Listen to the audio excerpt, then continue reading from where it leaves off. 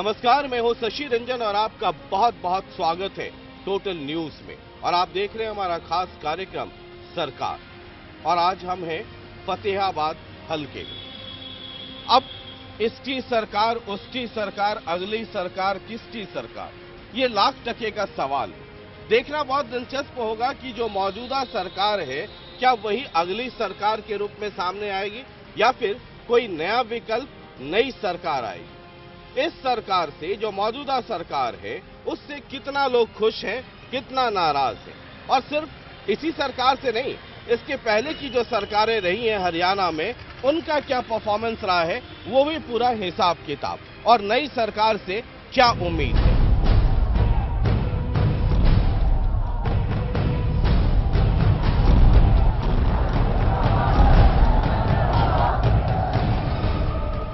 तमाम लोग इस वक्त मौजूद हैं, अलग अलग पार्टियों से ताल्लुक रखते हैं। एक एक कर जरा हम उनसे समझने की कोशिश करेंगे और नजर टिका कर रखिएगा। कुछ दिनों का ही सवाल है, हमें और आपको चलना है मतदान केंद्र पर वोट डालने के लिए और अगली सरकार चुनने के लिए। सबसे पहले मैं कांग्रेस के पास ही आ जाऊं। कहां से शुरू करूं? कांग्रेस के पास ही आ जाऊं। यहीं से शुरू कर लेता हूं, महिलाओं से ही शुरू करता हूं। ऐसे आपकी संख्या 33% रिजर्वेशन वाला कांग्रेस ने भी पास नहीं किया और ना ही पास हुआ। लेकिन देखिए, मैं यहीं से शुरू करता हूं। जो मौजूदा सरकार है, इसको क्यों अपॉर्चुनिटी मिलनी चाहिए कि अगली बार भी वो सरकार बनाए। और फतेहाबाद की बात करें तो यहां की सरकार भी कायम रहे। क्यों? क्योंकि कांग्रेस सरकार ने जो काम किए हैं, आज से पहले किसी भी पार्टी ने इतने विकास के काम नहीं किए। हर क्षेत्र में 36 बिरादरी को साथ लेकर, चाहे वो महिलाएं हैं, चाहे वो कोई भी वर्ग है, सामाजिक क्षेत्र देख लो, राजनीतिक क्षेत्र देख लो, सोशल सर्कल देख लो, हर क्षेत्र में कांग्रेस पार्टी ने विकास के काम किए हैं। महिलाओं के लिए आज तक, जब से हरियाणा बना है, कोई भी मेडिकल कॉलेज नहीं था। कांग्रेस पार्टी ने, चौधरी भूपेंद्र सिंह हुड्डा ने महिला कॉलेज बनाया कानपुर में, और उसके सिवाय 3 और मेडिकल कॉलेज बनाए। सिर्फ एक मेडिकल कॉलेज था हरियाणा में। मुझे 3 कारण बता दीजिए कि फतेहाबाद में मौजूदा सरकार को दोबारा मौका मिले। फतेहाबाद के अंदर चौधरी प्रहलाद सिंह जी गेलाखड़ा विधायक हैं, जो आजाद जीते थे और कांग्रेस को आज समर्थन दे रहे हैं। मलाई खा रहे हैं, मतलब इंडिपेंडेंट जीतने के बाद मंत्री बन के मलाई खा रहे हैं। सरकार को समर्थन दे रहे हैं और इसीलिए समर्थन दिया था कि मैं फतेहाबाद का विकास चाहता हूं। आज सबसे बड़ी चीज, जो पीने का पानी हर आदमी को चाहिए, आज 23 एकड़ के अंदर जो है वो बना हुआ है, जो तालाब है, और पूरे शहर को आज वो पीने का पानी यहाँ पे मिल रहा है। एक दूसरा, उसके बाद जो सड़कों की यहाँ दुर्दशा थी और कमेटी के अंदर सफाई का जो माहौल था वो बहुत ही बुरा था। और आज जो है वो शहर में एंटर करते हैं तो पता चलता है कि आज हम फतेहाबाद शहर के अंदर एंटर कर रहे हैं। तीसरा, इसके साथ साथ यहाँ पॉलिटिकल या इंजीनियरिंग, याद रखिएगा कि ये सब के सब लोग आपकी बात को सुन रहे हैं, उधर भी सुन रहे हैं। तो उन्होंने जो है यहाँ पे शिक्षण स्थान, जैसे धांगड़ के अंदर जो है पॉलिटेक्निक कॉलेज जो है वो बन रहा है। ये यहाँ से बहस की शुरुआत हो गई। बहन जी ने कहा कि हरियाणा का विकास हुआ है। हरियाणा का नहीं, केवल हुड्डा जी का ही विकास हुआ है। हरियाणा का कोई विकास नहीं हुआ। हरियाणा में इन्होंने ये एरिया, यहाँ का जो एरिया है, घग्गर नदी का यहाँ किनारा पड़ता है, यहाँ का पानी बहुत खराब हो रहा है। अब भी जो फैक्ट्रीज लगी हुई हैं उनमें पानी गंदा आ रहा है। हैप्पीटेक सी जो है वो पूरे फतेहाबाद में फैला हुआ है। जब बाई इलेक्शन हुआ, ये अभी इलेक्शन हुआ, माननीय हुड्डा साहब ने एक ऐसी मशीन भेजी थी कि वो रतिया को देंगे, फतेहाबाद को देंगे, लेकिन आज तक वो नहीं आई। वो चली गई, कुछ टाइम पहले आई, वो रोहतक वापस चली गई।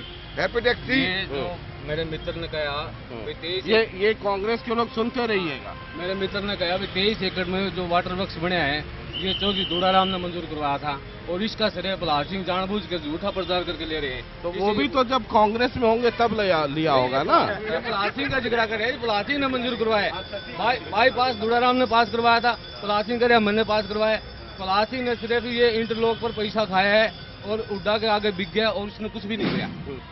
शशि जी, ये विकास की बात करे कांग्रेस सरकार, इसका आईना लोकसभा में पूरे भारत की जनता दिखा चुकी है। मैंने क्या कांग्रेस ने कहाँ विकास किया, क्या किया। बात रही हरियाणा की, हरियाणा के अंदर आने वाले विधानसभा में पता लग जाएगा। प्रहलाद सिंह गेलाखेड़ा को भी, दूसरे मंत्रियों को। आप बताइए ना, 2 कमी बता दीजिए ना, वो तो भाषण तो चलता रहेगा। 2 कमी बताइए और फतेहाबाद से जोड़ के बताइए।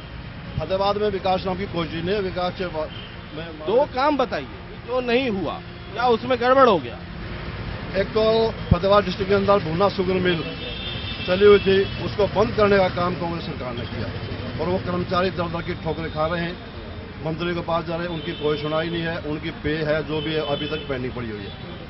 सिविल हॉस्पिटल का 100 बिस्तर का सिविल हॉस्पिटल बनाने के लिए हुड्डा साहब ने घोषणा करी। 10 साल हो गए, एक ईंट भी उसमें नहीं लगी है।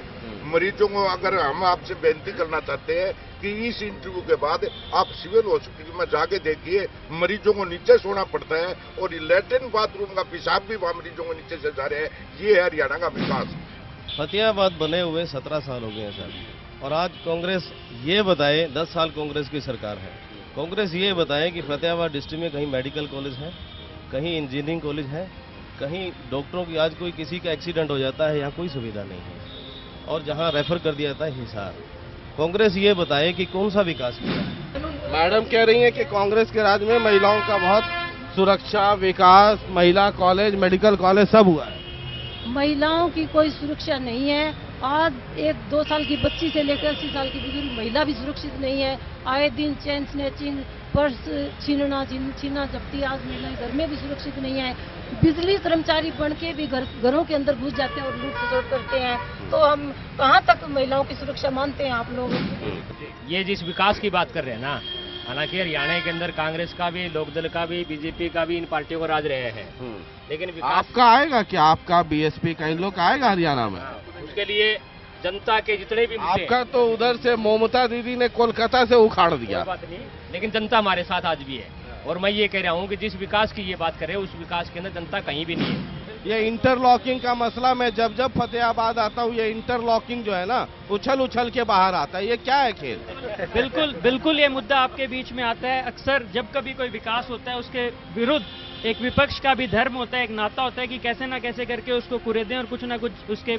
इंटरलॉकिंग कंपनी से आपका या आपके परिवार का, आपके पिताजी का कोई संबंध है? नहीं है, बिल्कुल संबंध नहीं है। मैं आपसे अनुरोध करता हूं और सारे मेरे विपक्षी साथियों से भी अनुरोध करता हूं कि आप जाएं, चाहे तो आरटीआई के माध्यम से विभाग में आरटीआई डलवाएं। जिन जिन ठेकेदारों ने और जिन जिन फैक्ट्री से कोई माल आया है, अगर उसके किसी भी एक भी फैक्ट्री वाला और एक भी ठेकेदार ये कह दे कि हमारा उसमें सीर है, कोई भी कागजात ये बता दे हमारी कोई पार्टनरशिप है, तो हम अगला चुनाव नहीं लड़ेंगे। चलिए, ये हमारा काम है हर पक्ष की बात पहुंचा देना। पब्लिक तय करेगी कौन सच्चा है कौन झूठा है। एक मसला और उठता है, मैं आपके पास आना चाहता हूँ। फतेहाबाद जब जब आता हूँ तो एक मसला उठता है न्यूक्लियर प्लांट का। लोग कहते हैं कि इससे इस इलाके की बहुत दुर्गति होगी, बहुत नुकसान होगा। केवल लोगों को बेकाने की बात करते हैं। इससे केवल हमारे फतेहाबाद का जिले का ही विकास नहीं, अपितु पूरे हरियाणा और पूरे देश का विकास होगा इस न्यूक्लियर प्लांट से।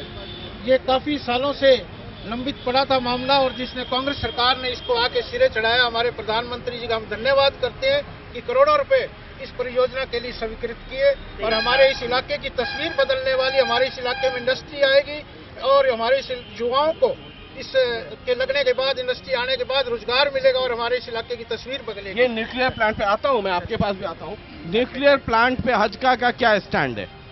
न्यूक्लियर प्लांट अगर इतना ही अच्छा होता तो बाकी जितना शिक्षा का हब है वो सारे रोहतक और सोनीपत जा रहे हैं। तो ये इसको भी मतलब न्यूक्लियर प्लांट पे सांगी गांव के बगल में बना दे। मरने का ठेका फतेहाबाद की जनता, हमारे साथ सोचेगा व्यवहार किया जा रहा है। जो विकास की बात है वो तो रोहतक और सोनीपत में, और जो तबाही की बात है वो फतेहाबाद के अंदर है। अगर हजका को मौका मिला सरकार में आने का तो क्या करेगी, ये बताइए, स्टैंड बताइए। नहीं, हजका जितना गठबंधन का फैसला है हमारा कि हजका और बीजेपी का गठबंधन जब सत्ता में आता है तो इसके ऊपर पुनः विचार करके, और जहाँ तक प्रयास पुनर्विचार कैसा वाला पुनर्विचार किया जाएगा, यहाँ से उठाया जाएगा। ये बोलिए ना, ये बोलिए कि इसको कैंसिल किया। पुनर्विचार तो बड़ा नहीं, इसको यहाँ से कैंसिल किया जाएगा।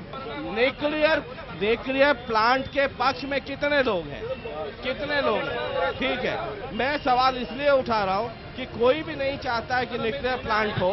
मोदी जी प्रधानमंत्री हैं, क्या ये न्यूक्लियर प्लांट हटेगा या नहीं हटेगा? आपको बताया इस पर समीक्षा होगी जल्दी। समीक्षा होने के बाद में हटाना पड़े तो हटाया जाएगा। ये तो गोल मटोल जवाब है। जी समीक्षा तो 60 महीने के बाद मोदी जी की भी होगी कि उसको रखा जाए कि हटाया जाए। बहुत बढ़िया होगी। ये सरकार आएगी तो बिल्कुल ये न्यूक्लियर प्लांट यहाँ नहीं लगेगा, क्योंकि अमेरिका, जापान जहाँ लगे हुए हैं वो लोग इसकी जगह सौर ऊर्जा का उपयोग कर रहे हैं। एक सवाल करूं, न्यूक्लियर प्लांट के लिए आप लोग तो पूरे प्रदेश में घूम करके बहुत हाय तौबा मचाते हैं, जरा मुझे बता दीजिए कि न्यूक्लियर प्लांट यहाँ ना लगे इसके लिए आपके कितने नेता अनशन या भूख हड़ताल पे बैठ गए हो कि जी जान चली जाएगी लेकिन ये प्लांट नहीं लगेगा। ये राजनीति मत कीजिए, सिर्फ राजनीति मत कीजिए। हमारे आदरणीय चौटाला साहब यहाँ जो है कितने दिन भूख हड़ताल पे बैठ गए? यहाँ जितने टाइम यहाँ आए आज तक मैंने नहीं देखा है, आज तक मैंने नहीं देखा है कि आईएनएलडी ने इतना जोर शोर से किया हो कि पूरे हिंदुस्तान में आग लग गई। यहाँ केवल आईएलडी ऐसी पार्टी थी जिसने जो इस धरने के ऊपर देखिए, मैं